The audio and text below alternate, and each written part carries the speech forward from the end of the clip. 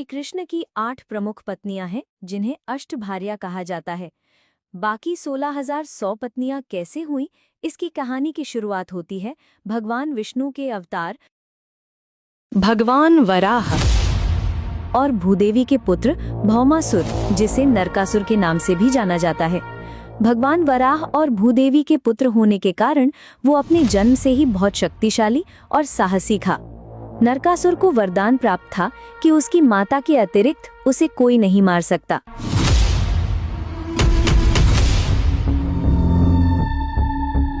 इस वरदान के कारण नरकासुर बहुत शक्तिशाली और अहंकारी हो गया था।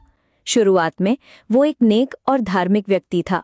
बाणासुर की संगति की वजह से वो बहुत क्रूर और अहंकारी हो गया था। उसने देवलोक पर आक्रमण कर दिया और इंद्र समेत सभी देवताओं को परास्त कर दिया था। उसने देवताओं की माता अदिति के कान के कुंडल भी छीन लिए थे, जो बहुत पवित्र माने जाते थे। उसने वरुण देव का राजछत्र भी छीन लिया था।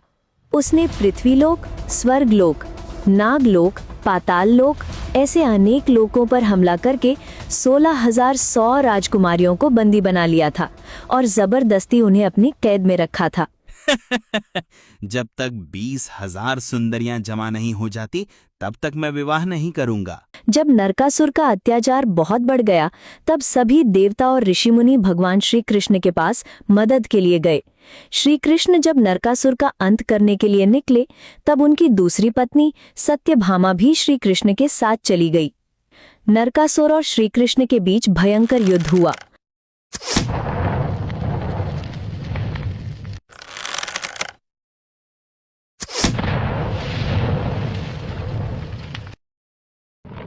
युद्ध के दौरान नरकासुर ने एक शक्तिशाली हथियार से श्री कृष्ण पर हमला किया, जिससे वे क्षण भर के लिए बेहोश हो गए।